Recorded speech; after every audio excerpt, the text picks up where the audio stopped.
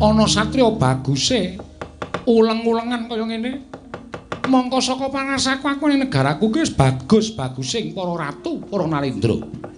Lah kok tekan kene malah ana satriya bagus ora jamak sapa? Raden Janaka. Kowe sapa Narendra Muda? Narendra ing awu langit Prabu Dewaningrat. Prabu Dewaningrat ya. Nlonjong botol kang dadi tindakmu ana ing laladan negara Ngamarta. Sediamu apa?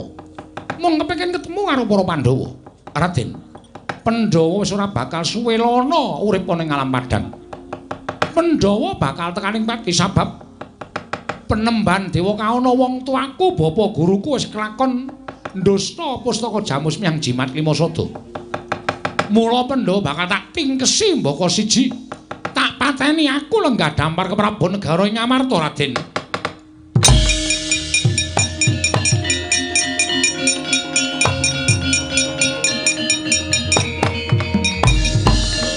Arus maning jajalanat wong tangko ya kowe Dewaningrat. Ayo ndi kang aran dewa kahana ora mbalekke pustaka Jamus Limasada tak tugel janggane. Lho. Lah kok dadi kowe sajake murina karo Dewaningrat? Lek nomoripatmu gatena gobokmu.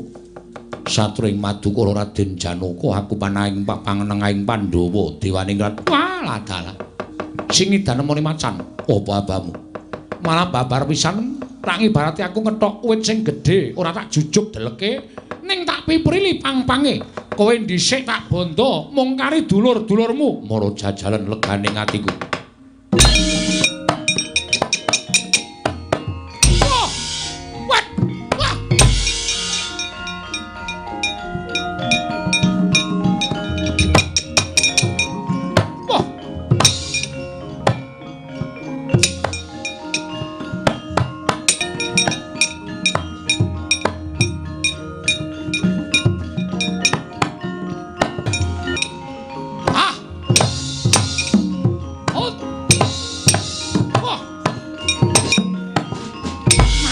Kowe.